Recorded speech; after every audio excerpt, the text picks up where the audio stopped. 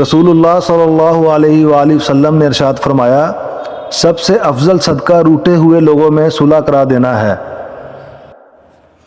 حضرت علی کرم اللہ الوجہ الکریم نے فرمایا، دل میں برائی رکھنے سے بہتر ہے ناراضگی ظاہر کر دو۔ حضرت علی رضی اللہ تعالیٰ عنہ نے فرمایا، جو شخص اللہ تعالیٰ سے مدد چاہتا ہے اللہ تعالیٰ اس کی مدد ضرور فرماتا ہے۔ حضرت علی رضی اللہ تعالیٰ عنہ نے فرمایا، توبہ کرنے میں تاخیر مت کرو کیونکہ موت اچانک آئے گی۔ حضرت علی رضی اللہ تعالیٰ عنہ نے فرمایا، کبھی نہ گرنا کمال نہیں مگر گر کے سنبھل جانا کمال ہے۔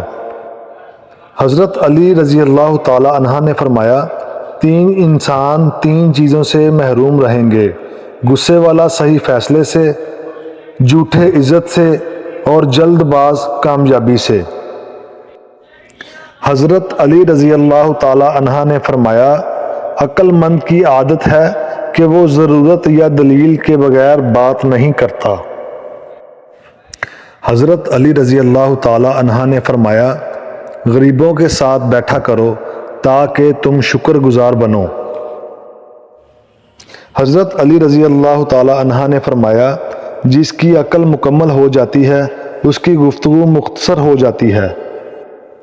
حضرت علی رضی اللہ تعالیٰ عنہ نے فرمایا، اگر کوئی آپ کی فکر کرتا ہے تو اس کی قدر کرو کیونکہ دنیا میں تماشائی زیادہ اور فکر کرنے والے بہت کم ہوتے ہیں۔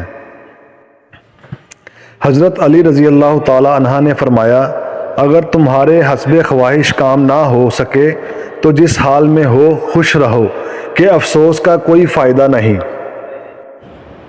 حضرت علی رضی اللہ تعالیٰ عنہ نے فرمایا، سچ ایک ایسی دوا ہے جس کی لذت کڑوی مگر تاثیر میٹھی ہوتی ہے۔